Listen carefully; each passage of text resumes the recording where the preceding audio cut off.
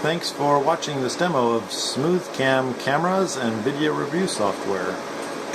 We are here at a customer location. Sorry for the loud background noise, but there's a lot of servers and switches in here. What you're looking at right now is the Smoothcam video review software, and it is updating automatically as new video feeds are being sent to it from the cameras on site. I'm going to pause the live updates here on the software by unchecking the monitor current activity button, and as I do that, it will stop updating this area here so that I can perform some actions on it. For instance, let's say I want to watch a video of something that one of the cameras picked up. I can click on the video and you can see it picked up this vehicle driving by. Now if we want to see that in more detail, we can right click and it shows us the individual frames and the motion that was detected. So here in the center of the video we can see there's a number of motion frames detected, and the ones with the white squares on them are motion events that fell within the motion detection guidelines, the sensitivity settings that are on the camera. Each camera can be set independently, and each camera processes its video independently of the server. The server doesn't really do much processing other than storing the videos and retrieving them when the video review software asks for it. So let's say we want to see how big these motion areas were, and it's corresponding to, let's say this truck right here. I don't know how well you can see that in this frame, but there's a truck.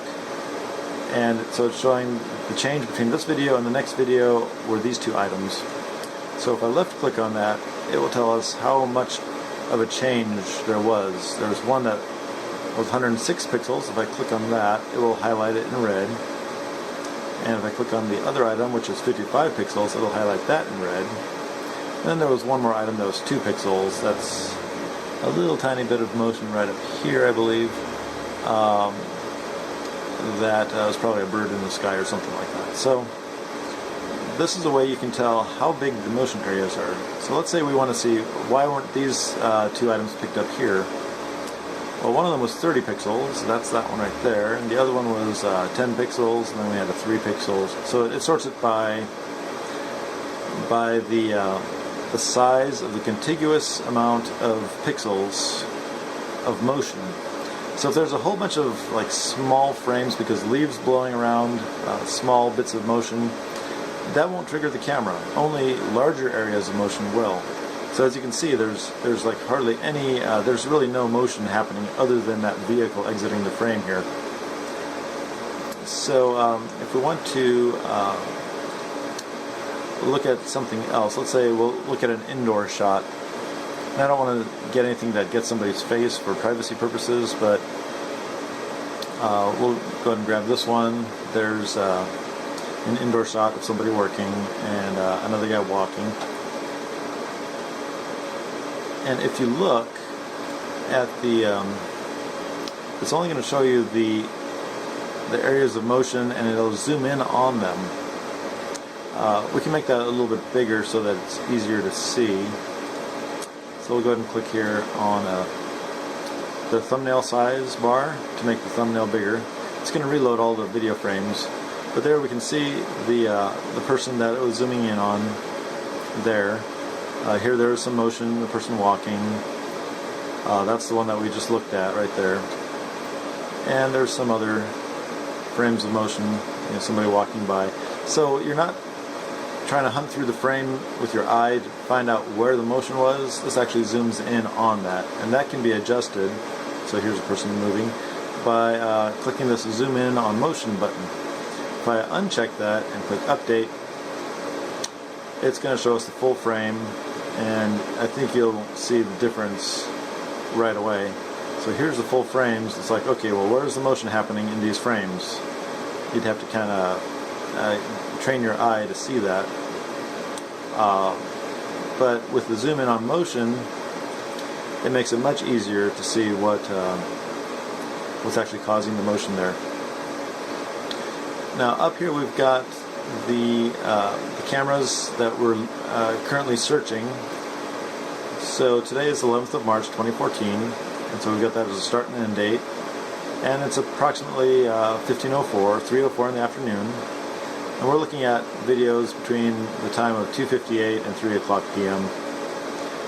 If we want to, let's say we want to only see the videos that are happening in this Cam Bark camera, we can click on all the rest of these cameras and click Update, and now we'll only see the videos that apply to Cam Bark.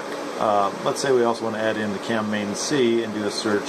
We can also do that as well, and it'll interleave those in time format.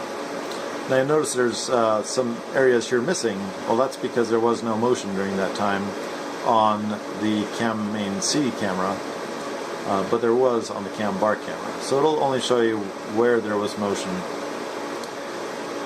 So it makes it real easy to find out, to do a search, to find where motion was, to find a particular event. Currently on this server we've got over 2 months of video stored day and night on 18 cameras running at high definition 30 frames a second, 1920 by 1080 pixels at 30 frames a second. And it's all being stored here on this server, and all super easily accessible just by clicking here, and you can watch the video in full motion. So there's that motion event, somebody walking by there. And also if you right click on it, it will give you the path to the video. So if you want to do further processing on that video, you can. If you want to pull it out and save it, email it to somebody, whatever. Now we've also got this other cool feature, the Save All button down here. If you click that, it will take every video that's in this preview area here and convert it into one big uninterrupted video.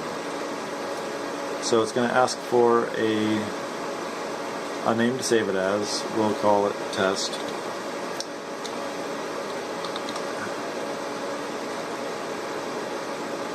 And it already processed that and asks if we want to watch the video now. We can click yes, and here we go. This is going to include all of the video that in sequence that was captured in that frame. So it makes it real easy to review a whole bunch of video clips at one time. And there we see it switch. That's because it's interleaving the videos just as they are in that preview window. So as soon as this frame is done, it switches back. So that is what's going on there. Now the cameras themselves, well, let me minimize this. Well, first let's go to the server. So this is a Ubuntu server, and I'm showing you the screen so you can see what's going on here. There's a few scripts running on here. One is called Most Recent Vids. So I can see quickly if the cameras are all recording, if they're all about the same time. So they all have today's date on them. They're all in the 1500 hour, and here's the minutes and the seconds, and they're all within 30 or 40 seconds of each other, which is pretty normal. And the plus and the minus behind it, the pluses mean there was motion during that time period, and the minuses mean there wasn't. And these are actual videos that got shipped to the server. So here we've got some new, a new crop of videos here. But as you notice here in the CPU history, we've got hardly any CPU utilization. And most of that is, just stuff that the server normally does, like, display the display and run the system monitor. Here under network history, you'll notice there are these little ridges and valleys. That's the times when the cameras are transporting video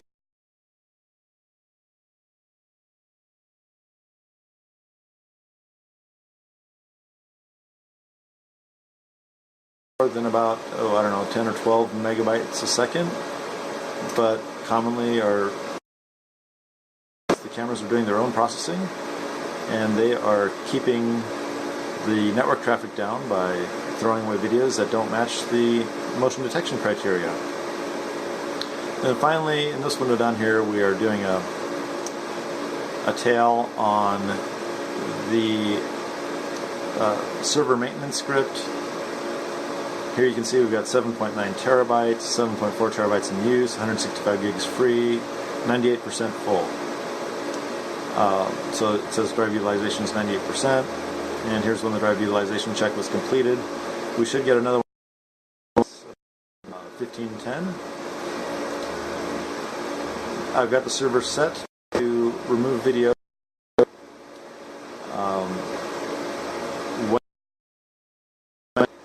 If it's during the day and it reaches 99%, it'll only do it at night to reduce or server slowness, drive maintenance. And here we can also see the oldest video date currently is the 4th of January, a little over 2 months ago.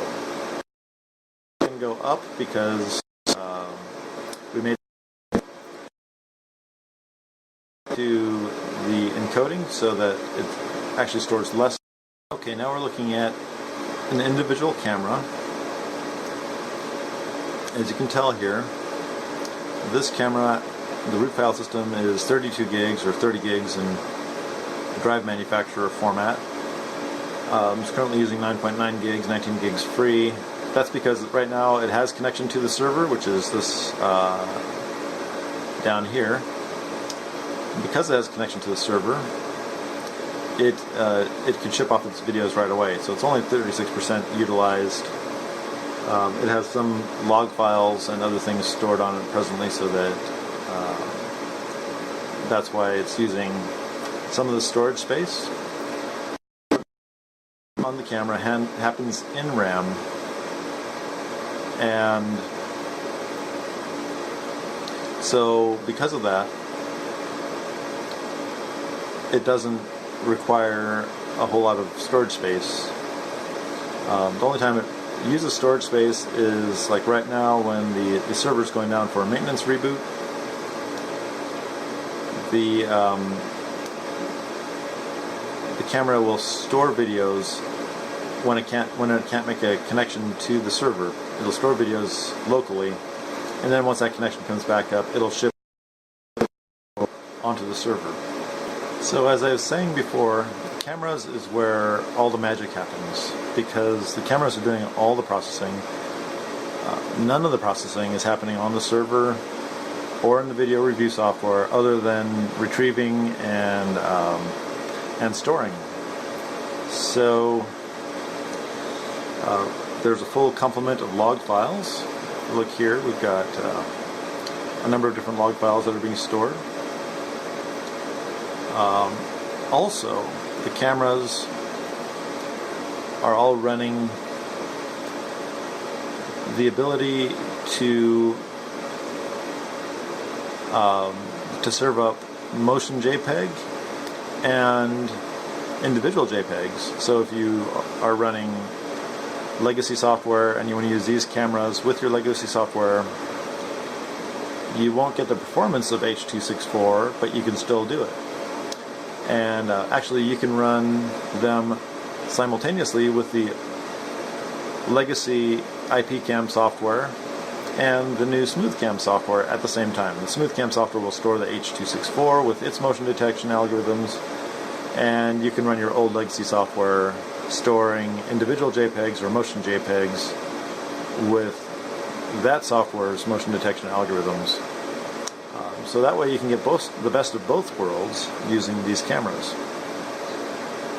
Individual JPEGs are served up on port 80, and motion JPEGs are served up on port 8080. The cameras are also completely configurable, so it makes it real easy to modify. But here under top we can see we're currently, with everything that's happening on the camera, we're currently running about 60-70% idle up here, occasionally dropping down lower as the camera's doing more intense stuff. But it's really quite efficient. So we've got the motion detection algorithm running here, MJPEG Streamer, which is doing the motion JPEG streaming for us. The Smooth Capture software, which is actually capturing the video, and then a bunch of Rebel 3 scripts that are processing intermediary steps in the controlling of the camera. So as you can see here, there's quite a bit of free space left on the camera's processor to do other fun things. So if you want to add your own custom software to the camera, feel free.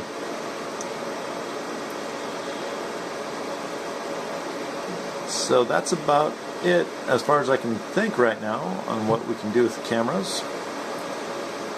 The cameras run a full version of Debian Linux. As you can see, it interfaces perfectly fine with Windows. The cameras run Samba. Oh yes, one more thing I would like to show you is the camera itself. So let us pull up an inconspicuous camera here. We'll pull up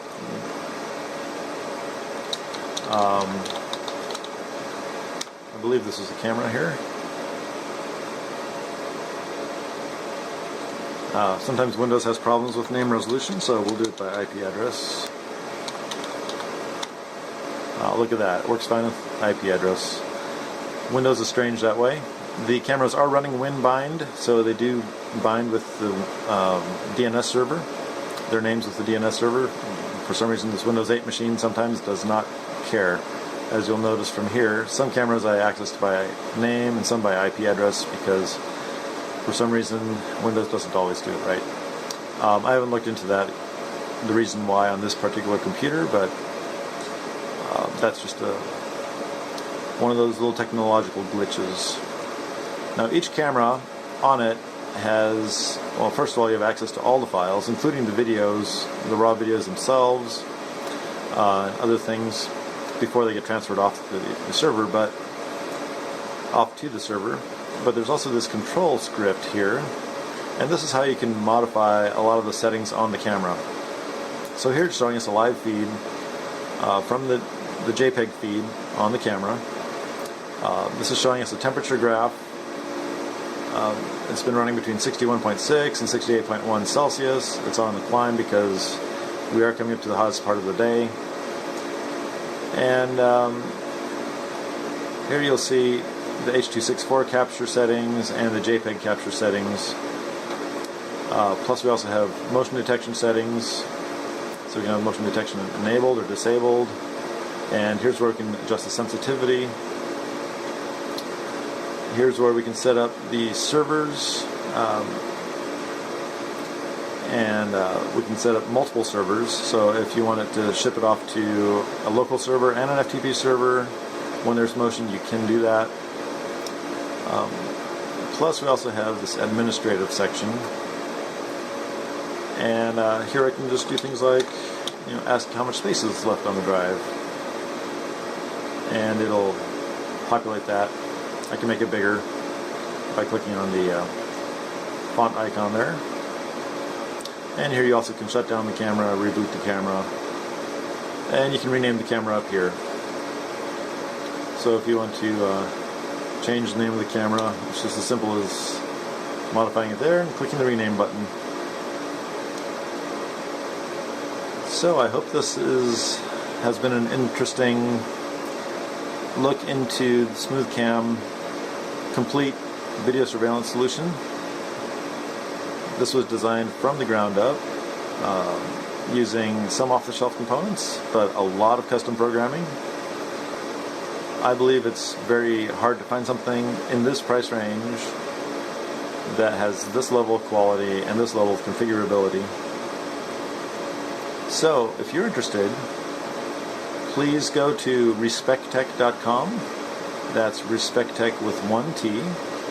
I'll type it up here.